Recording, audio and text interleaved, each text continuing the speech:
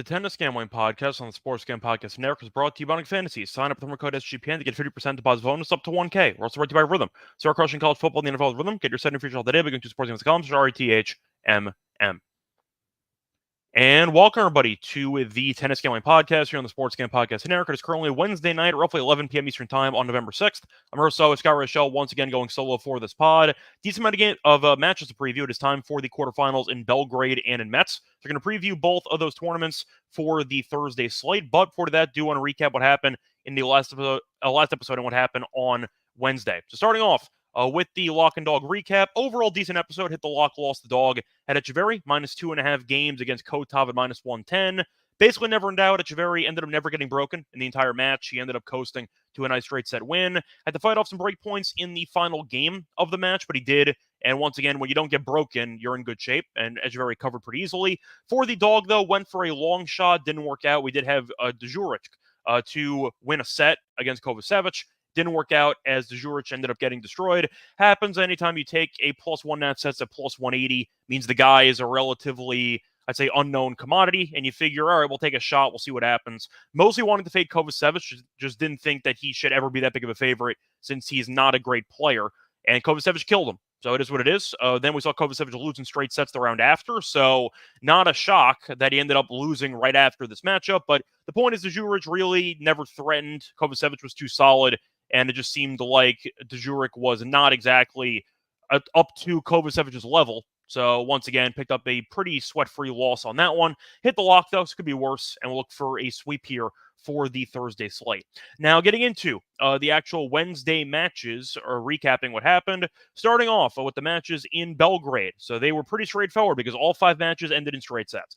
Cerundolo ended up beating Safulin. You saw O'Connell beat Altmaier in straight sets as well. Shapo looked good, beat Borges pretty comfortably. Borges came back from an injury. He has played a couple matches here or there, not been very competitive. So Borges, once again, had a very good year for his standards, but after the injury, he was pretty rusty, and it was not surprising that he got destroyed in the matches after he came back. Morozin beat Lajovic in straight sets, and you saw Degir beat Ajukovic in straight sets with a tiebreak in the second set. As for Metz, this one was more competitive. You ended up seeing Hallis beat Herbert, as he ended up winning that one in the, once again, in the third set. So you ended up seeing Hallis win. Besides that, you saw Bergs beat Gaston in straight sets. Saw Nori beat Vanache. That was a last-second fill-in as Dimitrov dropped out of the event. Bonzi continues to be great. Ended up beating Ruud. Ruud, of course, he lost immediately in this event as well. So I would don't take him on outrights. He has completely just lost the plot. He's been terrible. And Bonzi beat him 6-4, 6-4. And Bu had a nice win against De Jong to wrap it up on Wednesday. Now, the main news, I'd say, from the actual tournament, though, were the people dropping out. Because Djokovic was the first to start a ripple effect for the dropouts, because we know that there were people fighting for a spot in Turin. You had de Minaur, for example. You had Dimitrov. You had, of course, Djokovic. And you ended up having some other guys, Rublev as well. And they were all fighting for spots in Turin for the ATP Finals. Now, Djokovic was in very good shape. In fact, he was kind of just taking a nap. And everybody else who needed to win kept losing. So it looked like Djokovic was, I don't want to say guaranteed to get in, but it looked like he was in great shape to get in to the ATP Finals. And he decided, you know what, I'm still injured. I'm good. I'm not going to bother. And I won it the year prior, so I'm going to take the year off. And Djokovic officially ended his season.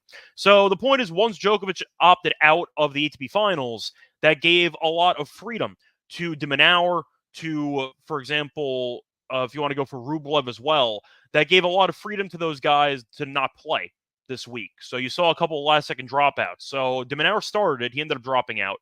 Rublev was in a weird spot because he applied for a wild card, got in because he ended up needing the points, or he thought he did. Then Djokovic dropped out, so he opted into a tournament for nothing. He beat Sonego, then apparently got slightly injured in that matchup and decided, you know what, I'm going to drop out. So he dropped out before his match against Moutet. So we are a bit short here for the quarterfinals since Rublev did drop out, so keep that in mind. Point is, though, that started a ripple effect, and as a result, you have a couple of star players who are not here. So Dimitrov dropped out as an alternate for the ATP Finals, so he's not going to be here as well. But we did not take de Minaur, we did not take Ruud, we did not take Rublev, and we did not take Dimitrov, and we got that part right, because none of them can win this overall set of tournaments. So from that angle, we got it right. Now, did the outrights we pick work out in the end? Mostly no, I'll be honest, but the point is a lot of the favorites that were projected by a lot of people to win these events because they needed to, kind of backfired because they didn't have to do anything because Djokovic dropped out and kind of threw a wrench into everybody's plans. So either way, that was the main story of the events for the last day or so. A lot of dropouts by the pre-tournament favorites because they already got granted spots into the ATP finals and decided to rest up since that is next week. Anyway, before we get into the actual matches here for Thursday, do want to remind you once again that you can show support for the show by liking and subscribing on YouTube, and remind you can also show support by leaving a rating and a review on Spotify or Apple. I know we crossed over 600 subscribers for the YouTube show, so thank you if you are a subscriber to the YouTube channel. If not, then hopefully you end up joining us and you enjoy the episodes moving forward.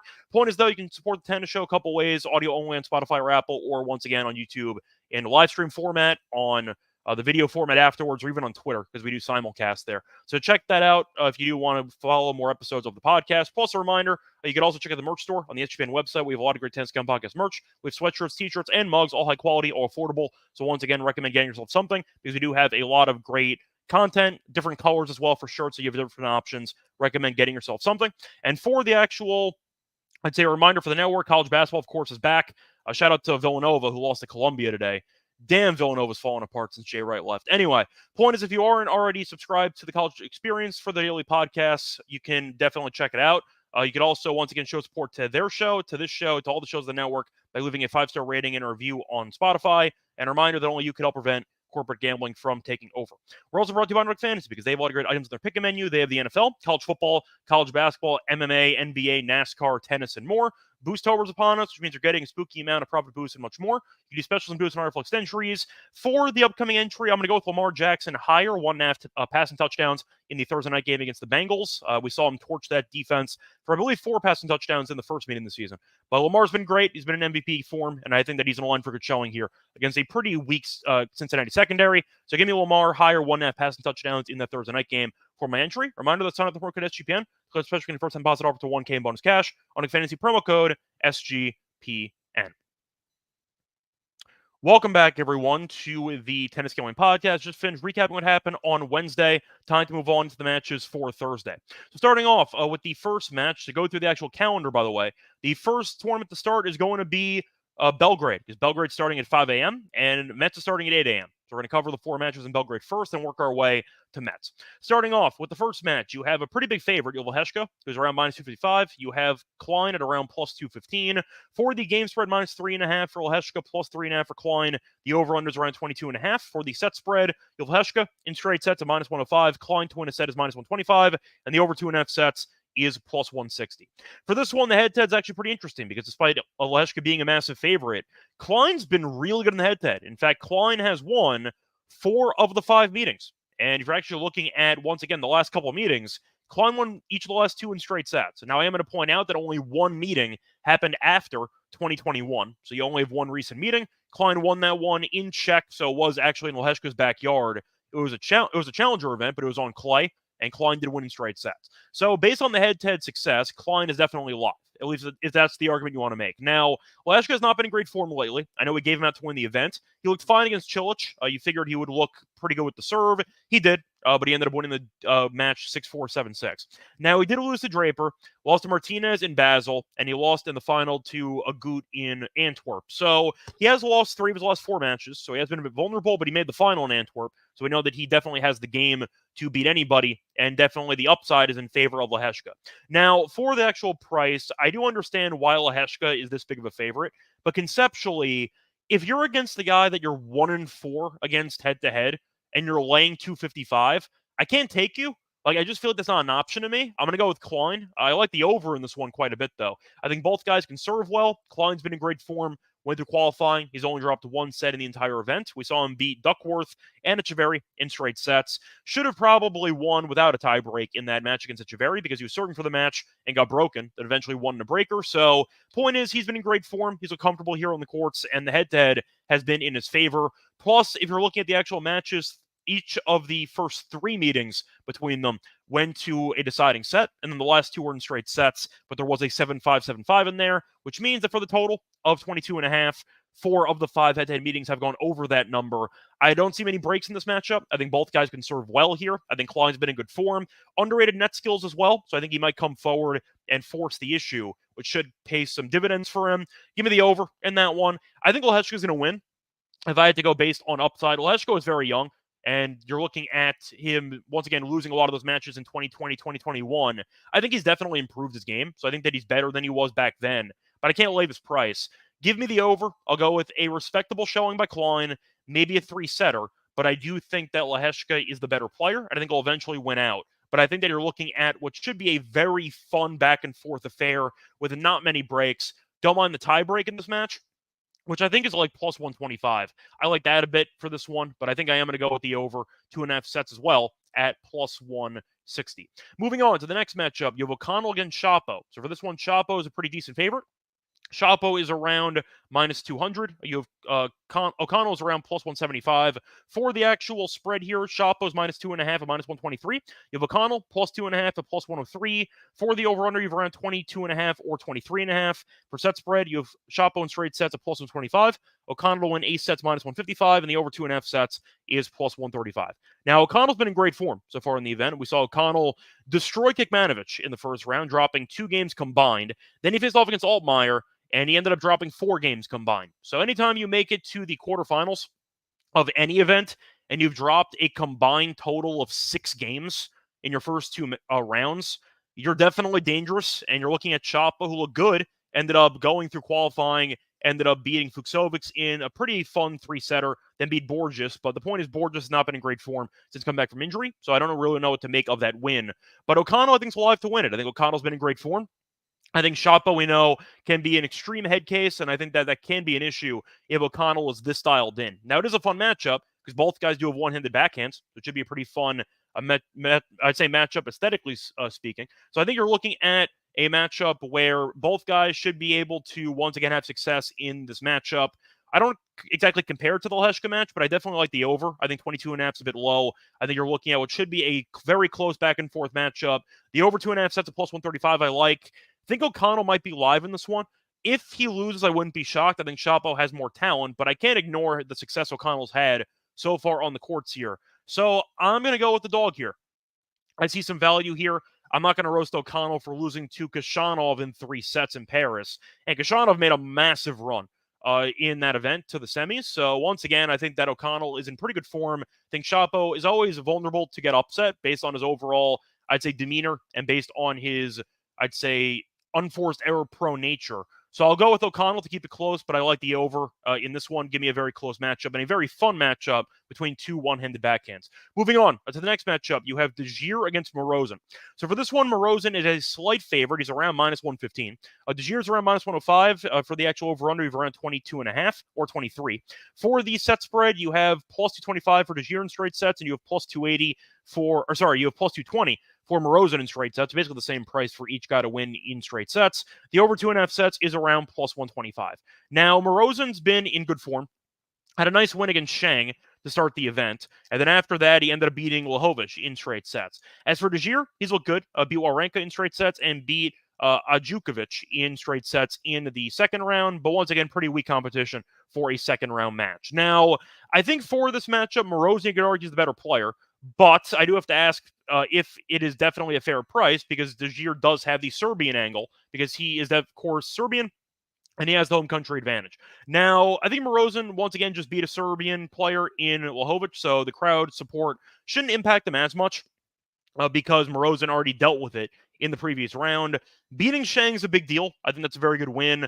Both guys entering the event, though, are really not in great form, so you could argue it should be a very close matchup again. For this one, though, I think I am going to go with Desir. I think Desir is starting to regain his form a bit. We know what he can be. We saw him go to 5 sets against Djokovic in the U.S. Open last year. So we know that the upside is definitely there for him. I see a close matchup, though. I do think that Morozin's second serve is still a serious Achilles heel to his actual game, and I think that Desir can do a good job of I'd say, punishing that weak second serve. So I actually think that that's going to determine the match for me. I'm going to go with Desir in this one. I think it's a coin flip for a reason. I think Desir has a pretty good chance to win it. Going to be close, though. Don't see it being a lopsided match either way. So that's going to lean me back to potentially an over again. But I think that Morozo's second serve is really weak, and I think that can be the issue that's going to prevent his game and his overall ranking from growing over the next year or so. He really needs to work on that second serve. So I'm going to look at Desir capitalizing. I think he can break a couple times. Give me Desir in that one in the Thursday match, but I'm not going to bet that personally. Moving on to the last matchup, you have Cerundolo against Medjedovic. So for this one, Cerundolo is another outright that we have for the event. Cerundolo is favored at -135. You have Medjedovic at around +115. For the game spread, you have -1.5 for Cerundolo, +1.5 for Medjedovic. The over-under is around 22.5 or 23. Set wagering, the straight sets win for Cerundolo is at +190. The straight set win for Medjedovic is +260. The over 2.5 sets is +125. Now, Cerundolo, we saw have a nice win against Safulin, who was in great form. Safulin did just win a challenger event, and he won the first round against Fognini pretty comfortably, but Fognini, we know, is well past his prime and not in great hard court form. Cerundolo, though, has been in good form in general, as you're looking at him, once again, losing a heartbreaker to Tsitsipas in Paris, did beat Rublev, though, and he beat Hallis, so overall pretty good form there. And then he beat Safulin, who's in good form. So I understand why Cerundolo is favored, but you do have a young Serbian player in front of the home crowd, and Medjedovic is the much better server. So if you are looking at the overall speed of the hard courts, that would benefit Medjedovic. We saw him beat Kovacevic. We saw him beat Nakashima. He served very well in those two matches. I like the over. I think they're going to kill each other in this one. I think that if you wanted for an actual value play, I would go with the dog here. I know Cerundolo we did pick to win the event, which I do still, once again, like the price on at around 10-1. But Medjedovic, I think, is dangerous, and I do think that his serve being better than Cerundolo's can be the important factor that swings the matchup. Because if Cerundolo, who's not a great server, ends up struggling a bit with the first serve percentage, this could get ugly, especially for his potential breakpoints faced. Medjedovic, though, is a good server, and I do think that Cerundolo, if his return game gets neutralized, he might struggle to actually be aggressive. He might fall behind in some points here. Medjedovic does go for it, and I do think that he will try to be aggressive throughout the match. Now, Medjedovic does have some unforced error issues as well, so that can be an issue for both guys in this matchup. But for the actual price, I just don't want to lay it at 135. I was not a big fan of Safulin entering the event because I was worried about fatigue after he won a challenger event right before this. And I'm not saying that that was why Cerundolo won. I thought he played well. But the point is, Safulin, in the back of my mind, I was wondering about fatigue, and that definitely seemed to come back to bite him in that one. But I'm going to go with the dog here. I think that when you're looking at price, I'll take the better server in his home country on hard court against a guy who we know is, I don't want to say a clay specialist, but he's definitely a clay preference guy. I think that the serve could be an issue for Cerundolo here, and I do think Medjedovic is pretty live to get it done. So I'll go with him to get the job done at plus money. Moving on to the matches here in Metz. For this one, you have Norrie against Bergs. Now, Norrie is a dog here. Bergs around -154. Norrie's around +134 for the spread, -1.5 for Bergs, +1.5 for Norrie. The over-under in sets is, the over-under in games around 22.5, 23. For the set spread, you have Bergs in straight sets at around +185. Norrie in straight sets at +275. The over 2.5 sets is around +120. Now, Norrie, we saw come back from injury. We know that his upside was arguably top 10 in the world. They had a Wimbledon semifinal a couple years ago. This year, though, has been a year from hell. So he's been injured, and he came back. He's been fine, not great. So to get into the actual path that Norrie has had since coming back, we saw him have some challenger events. Lost to Van Asch in 3, came back for Stockholm, lost to Kekmanovic, then lost to Tiafoe in straight sets, lost to Hallis in straight sets in Paris, then beat Baena in 3, beat Van Asch in 3. So he got revenge on Van Asch for the challenger loss about a week or two ago, or a month ago. Point is, though, he's still not looked that comfortable, and I understand that Norrie's never been a great server. That can be a problem. Bergs, I think, has upside for a young player. Now, he's not going to be an upside guy who's going to crack into the top 10 or 15, but I think that Bergs has some talent. He looked great in the Davis Cup. Saw him have a great win against Caboli in that tournament. But the point is, Bergs, I do think, is in better form. Beat Gaston in straight sets, beat Guinard in straight sets. We saw him in Paris beat Gasquet. I saw him beat Mayotte. Did end up losing to Manarino and Shang, so he did have a couple losses there in 3 sets. But I do think that Berg's in better form, at least based on health. And I think that he's the better server. So I think it's going to be a close matchup. Don't mind the over. Looking at Norrie's, I'd say, tendency to go 3 sets. I don't mind the over 2.5 sets as a value play, but I am going to go with the favorite here. I think Norrie runs out of gas, and I think that, once again, you're looking at the firepower that Bergs has and the form that he's in.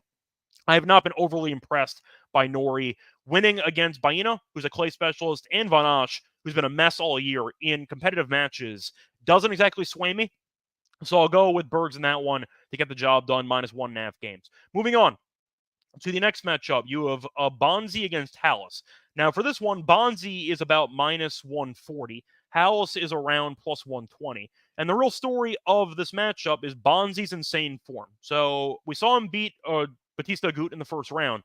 Bonzi, though, including challenger events, has been on a massive heater. Bonzi, over the last couple of months, has won 18 of his last 19 matches. 18 of 19. He's been absolutely cooking for the last couple months. As for his opponent here, Hallis has been kind of up and down this year. We know the upside can be there, but you are looking at his recent form. Hallis did end up winning a couple rounds in Paris as he ended up beating Nori and he beat Boo. Then he lost to Sarundalo in straight sets. In this event, though, went through qualifying, ended up beating a relative unknown in the first round and beat Herbert or Herbert, I should say, in the last round. So the point is, I think that Hallis has been fine. Not great competition, though. Beating a couple of French players who I don't think are really worth a damn. Then he beat Herbert, who is more of a clay guy, but at the end of the day, not a great hardcourt player. So I'm not going to overreact to Hallis' form in this event. I do think that Bonzi is in better form. I think Bonzi is the better player on hardcourt, and he did just make it to a final in Brest, where he ended up losing to Vertanen. Had a couple of match points, though, in that one. But Bonzi, I do think, is just in too good of a form right now. And the price is too cheap. And Hallis, once again, hasn't played anybody. So give me Bonzi in this one. Head-to-head's interesting, though, because the head-to-head is actually 3-1 in favor of Hallis, but all three meetings are pretty dated. He won in 2014 in a Futures event, won in the Australian Open qualifying in 2021, and he beat him in Lille in France in 2021 as well. However, faced off last year in the US Open, and Bonzi did win in 4 sets. So they faced off recently, and you saw Bonzi win in a Grand Slam. The other meetings are very dated, so I'm not going to overreact too much to him. But Bonzi's in great form. You win 18 of 19 matches, tip of the cap. I think that you've just been that good, and I'm going to back you. So I'll go with Bonzi in this one to get the job done in this matchup. Moving on to the last match on the card, because a reminder, Rublev did drop out of the event. We are down a quarterfinal match here in Metz as Mutek got the walkover into the semis. You have Mickelson against Boo. Mickelson's around minus 200. Boo's around plus 165. Now, they faced off actually in Shanghai. Mickelson did win in straight sets, 6-3, 6-4. Now, Mickelson had a very fun match, probably the match of the week against Gasquet in the last round, where he was down 4-0 in the final set breaker, came back and won at 10-8. All 3 sets went to tie breaks, though. Not a lot of breaks. It was a lot of high-quality tennis. And we saw him beat Mayotte in the first round in straight sets. As for Boo, he looked good, though. Ended up beating Manarino in straight sets, and he beat De Jong in straight sets. So he's been in good form, and I do think that both guys should be able to have a lot of competitive rallies. I like the over in this one. I'm not laying 200 with Mickelson here. I know that we have him to win the event, but I do think the price is too high. Boo's good. I think he's a pretty solid hardcourt player. He kind of came out of nowhere over the last couple of weeks. But the point is, Boo is a solid player, pretty good serve. I think that they can have a hold fest here. I like the over, and I don't mind the over 2.5 sets. I think Boo's alive, though, so I don't mind Boo plus the games. But I do think that Mickelson has been in good form. He did beat, once again, Gasquet, who was pretty comfortable in the courts here with the crowd advantage, of course, but it was a war.